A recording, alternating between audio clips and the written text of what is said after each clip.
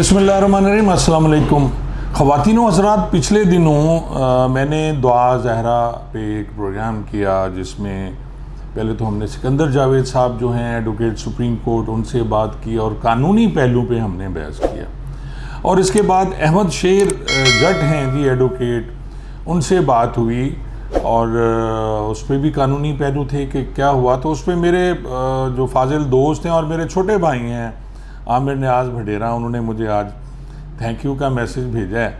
और जब मैंने वो ओपन किया है, हालांकि उसमें ये था कि ज़हीर गैंग के वकील आमिर न्याज भडेरा ने, ये मैंने नहीं लिखा, ये लिखा हुआ है स्पोर्ट दुआ ज़हरा पेरेंट्स, ये कोई एक है, उस पर लिखा हुआ है कि मुल्तान बेंच में जो झूठ बोला था उसका फ़ैसला क्या हुआ, एडवोकेट अहमद शेर जट की ज़बानी।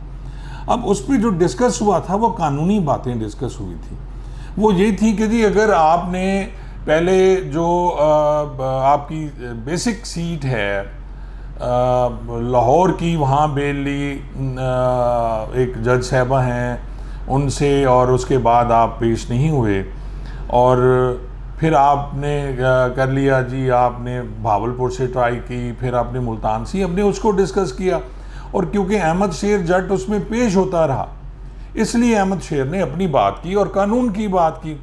अब उसमें कुछ कमेंट्स मैं आपको पढ़ के सुनाता हूँ।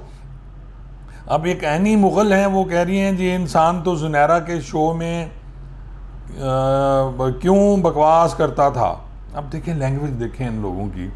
और आगे एक उसको जवाब दिया गया कि आप वीडियो को सुने, आपकी मालूमात में इजाफ़ा होगा। और इसी तरह एक और ने लिख दिया कि अल्लाह ने हिदायत दी होगी।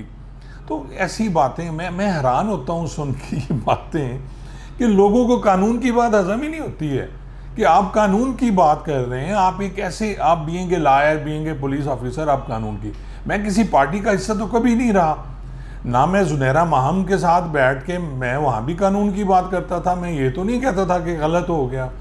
और गैंग तो मैंने आज तक कभी इसको नहीं कहा। एक लड़का एक लड़की को लेके आया, लड़की खुद आई या लड़का लड़की को लेके आया, बात तो ये थी कि अपनी रजामंदी से आई। और अगर अपनी रजामंदी से ना आती तो अब तक ज़हीर साहब जो हैं वो जेल के अंदर होते अपने ख़ानदान समेत। तो ये इशू नहीं था। और मैं अपने फाजिल दोस्त हैं, मेरे भाई है छोटा आमिर न्याज भडेरा, भावलपुर में उनसे अच्छे रिलेशन रहे हैं। मैं जब पुलिस में था उनसे बड़ी गपशप होती थी और अब भी मैं उनकी बहुत रिस्पेक्ट करता हूँ। तो उनसे भी मेरी गुजारिश है कि हमने सिर्फ कानून की बात की कि क्या सुप्रीम कोर्ट में या हाई कोर्ट में किसी लायर का एफिडेविट जमा कराना कि जी पहले हमने इसको कहीं नहीं दायर किया, या अगर आप बताते भी हैं तो पिछला आप जिक्र करें कि जी इस वजह से हम कर रहे हैं। तो वो हालांकि अहमद शेर जट की वहाँ जो उनके ख़िलाफ़ जो उसने रिट की थी वो रिजेक्ट हो गई। अहमद शेर जट से हमने और भी बड़ी बातें करनी थी, लेकिन उस दिन नेटवर्क का कोई प्रॉब्लम था जिसकी वजह से वो नहीं हो सका। तो मेरी दोस्तों से सिर्फ इतनी सी गुजारिश है कि देखें कानून दान जो होता है, अब अली ज़फ़र साहब जो हैं पिछली दफ़ा इमरान खान के ख़िलाफ़ वकील थे, कल वो उनके ख़िलाफ़ थे, गवर्नमेंट के ख़िलाफ़ थे वकील। तो जो वकील होता है वो तो कानून की बात करता है और एक साइड पे होता है जिससे वो फ़ी लेता है। लेकिन मैंने तो ना दुआ ज़हरा वालों के पेरेंट्स से कुछ फ़ी ली, ना मैंने ज़हीर वालों से कुछ फ़ी ली। मुझे इनवाइट किया गया एक प्रोग्राम में और मैंने वहाँ जाके एक बात की, जनरल बात की कि ये कानून कहता है अपने। और आप आज भी देख लें कि दुआ ज़हरा यहाँ दारुल अमान से शेल्टर होम में है। आज सुना है, शुनीद है कि उसकी पेशी है, देखें वो क्या बयान देती है। अगर वो बयान दे देगी कि जी मैंने माँ बाप के साथ जाना है और ज़हीर ने मेरे साथ जिना किया, ज़्यादती की, वो गैंग था, अगर वो इस टाइप का बयान दे देती है तो ज़हीर साहब जेल में होंगे। ये मैं पहले कई दफ़ा कह चुका हूँ।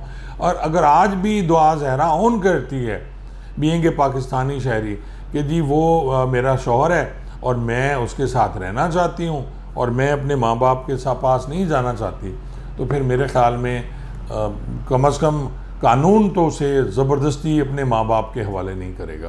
तो आप दोस्तों से क्लियर करना था और अपने उन दोस्तों से जो इस टाइप की कमेंट्स करते हैं एहतियात किया करें।